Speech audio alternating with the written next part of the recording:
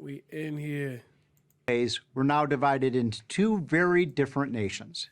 There is red state America and there's blue state America.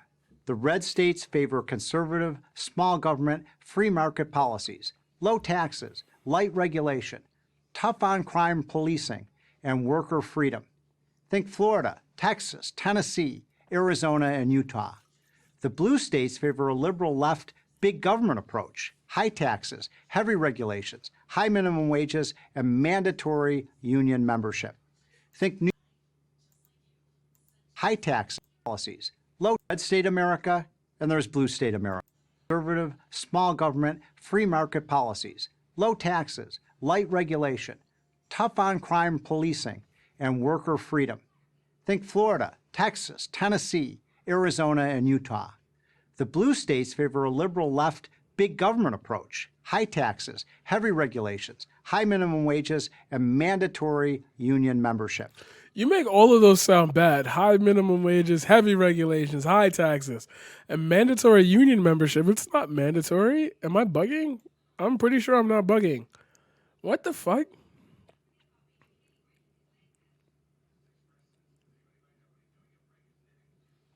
What the fuck? Think New York, New Jersey, Connecticut, Massachusetts, Illinois, Oregon, and of course, California. Progressives like to argue that their big government, high tax policies are economically superior and thus better for the poor, minorities, and working class Americans than those of red states. Conservative policies, progressives contend, are culturally backward and tilted to benefit the rich. That's true. I don't even know how you would remotely make a case that that's not true. Not even trying to be funny, but like, the majority of rich people in democratic states don't get like attacked. Like, it's very funny to even like say that out loud. But like the real people who leech off, it like, I guess this video is 2 months old, so I guess it really didn't hold up.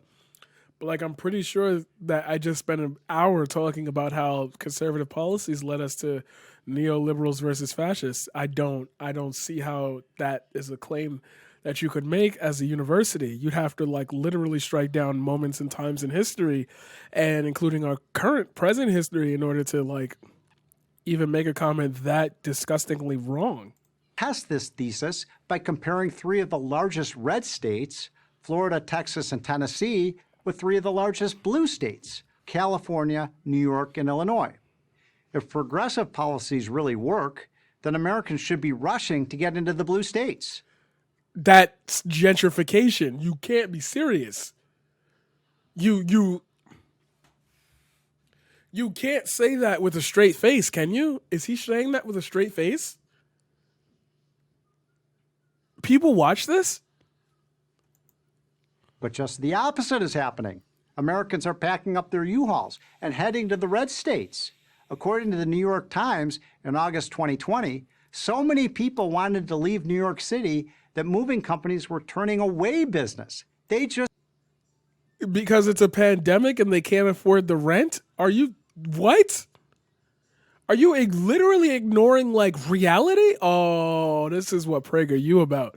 So if you don't know, I don't watch PragerU videos. I actually don't consume, even as just talking points to understand the other side, I don't consume a lot of right-wing media because it makes me always sit there with this face like, sorry, let me show you the face. Let me show you the face. Are you serious? Are you fucking serious? Are you Daz? Are you sure? Are you sure?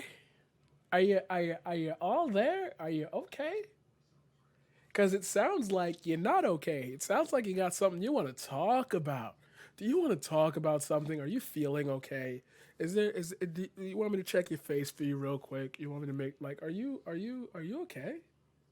Are you fucking good? Oh my God. Is this what people like consume? Ever? Just couldn't handle the demand. This exodus may be accelerating, but it's not new. Over the last decade, the three big blue states each lost an average of 1 million people to other states. while the three big red states gained almost 1 million from other states. Makes perfect sense. No, it doesn't. You just said 1 million people moved. We're our population in our city is still growing. What the fuck? Americans like freedom. Small government means more freedom, and freedom means opportunity. Let's say you're looking for a job. Over the last I'm decade, petty. Florida, Texas, and Tennessee have gained twice as many jobs as the progressive states. Not only that, but your money goes further in red states. According to a 2019 Tax Foundation study, your $100 stretches to $111 in purchasing power in Tennessee, while in New Jersey, it shrinks to $89. Because things are more expensive because you guys with all the money you saved by stretching your Are you serious?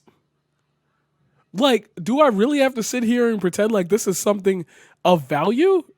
9 million views, this is just straight up lying. If you're a big corporation or a small company looking for a business-friendly environment, affordable housing, or maybe just a better quality of life, where are you going to go? The tough decision is not choosing a red state or a blue state. The tough decision is which red state to move to.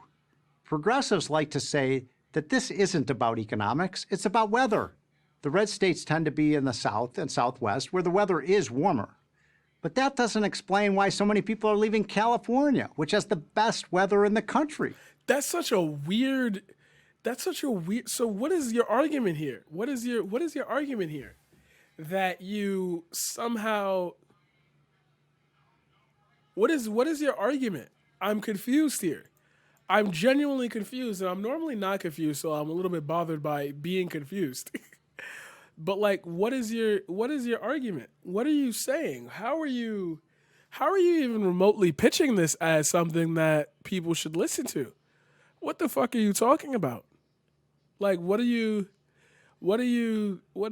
talking about? How are you getting to this point?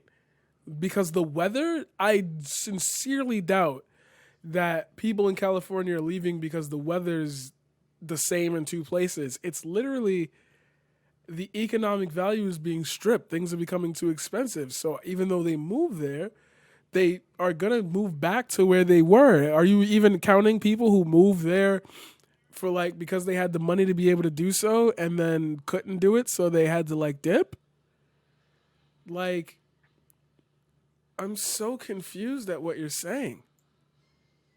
I don't get it. What are you attributing this to? How do you get away with stuff like this? So what does explain the migration from blue states? Start with taxes. The two most populous blue states, California and New York, have the highest tax rates in America, while the two most populous red states, Texas and Florida, have no income tax at all. When taxes get too high, people move to where taxes are lower. The problem for the high tax states is that these people take their money, their ambition, and their employees with them. Then there's crime. Do blue cities do better than red cities? The answer, of course, is no. Of the 20 cities with the highest murder rates, 18 are run by left-leaning Democrats. And for the most part, This is that dumb argument about space. 20 cities, 18 are Democratic because cities tend to be more Democratic because there's a more valid mix of people there. So their ideals don't lean into, oh, I think black should like not be able to because you're surrounded by black people. Like, how do you not understand that more people in a concentrated area is like, okay, so let's say every 1 in 10 people, this is a fucking travesty of a let's say, but I'm gonna play the conservative role here.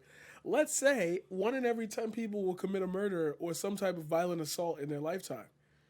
If I can only find 9 people within 25 miles, I'm definitely not taking the long stretch to go and like beef with that person. Like, I'm never going to see them. So I don't even have the time to get angry at them enough to want to commit an act towards them. If you put 8 million people in and every 1 out of 10 is a murderer, then they're most likely going to run into 10 people.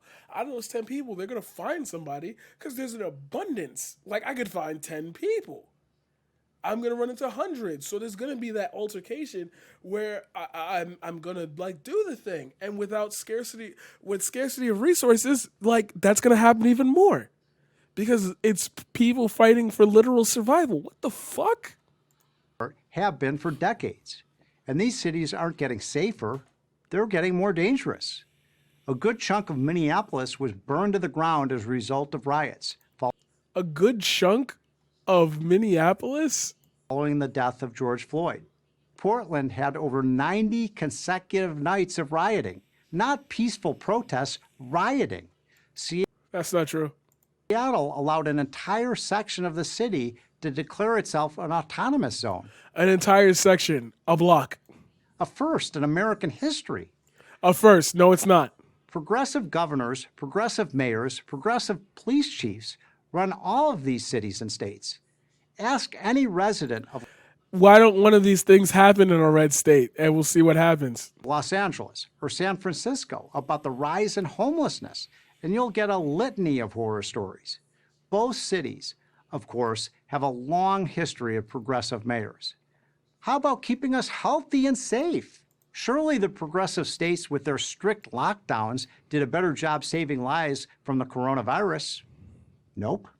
Adjusted for population, as a resident of New York, New Jersey, or Illinois, you are 3, 4, or even 5 times more likely to die of the virus than if you lived in a red state like Florida, Texas, Georgia. That's a false estimate. Okay, I can figure this one out. All right, guys, I got this one. I got this one with actual science, too. Obvious science, but it's still science nonetheless. That's true if you think about it or adjust it for population. When you adjust for population, you have way more people in smaller spaces. Therefore, more people will get it. Therefore, the rate of how much people will die. The rate of the virus, if we're going by conservative logic, doesn't increase because of that. It increases because more people die. Like, the rate of the fact that you could die from the virus doesn't increase because more people are dying. It means more people are contracting it, which means there's a greater risk that more people will die from it. If 10 people in a town in Texas contract it and one person dies, that's cool. But if 100 people contract it in an apartment in a project building in Harlem, 100 people die. Like, you see 10 people die. You see, like, that's 2 times as likely, right? That's not the math. Sorry. It's 2 times. Yes, 2 times as likely. I think. I'm sorry. I'm getting that math wrong. 110 is 1/10. 1 out of 10 is 10. But it's the same. Like, yeah, it's the same. Like, what are you saying? See, it's weird. What are you saying? That's a misnomer. That's a lie. That's a straight up lie. Because it's taking a detail and coming to a conclusion that doesn't support its own thesis. While it is a true statement, it doesn't have a true logic path. Therefore, it is a lie. Utah, or Arizona. Progressives and liberal Democrats may mean well. They certainly talk a lot about how much they care about the poor, minorities, and the working class. Yet somehow it's always the poor, minorities, and the working class who pay the price for their bad policies. That's why those who can move do move. Those who can't get stuck with the short end of the stick. Red state America. So why did so many people move here during the entire gentrification phase of 2008 to 2020? What was that about? It couldn't have been the progressive thing, because if that's what you're saying, then more people wouldn't have wanted to be there in the first place. They saved up a bunch of money due to conservative policies and decided to move to places where their money could like roll for them better. And then when the coronavirus hit, they had no choice but to leave because that money wasn't rolling in that same way. You're fucking stupid. You're lying. What a fucking liar, dude. You're a fucking Weasley liar, dude. What a little you fucking... Oh, man, I really don't want to say I hate white people, but my God. America is prospering. Blue state America is in meltdown. So where do you want to live? I'm Stephen Moore, economist at Freedom Works for Prager University. Thank you for watching this video. To keep PragerU videos free, please consider making a tax-deductible... No. Anyway.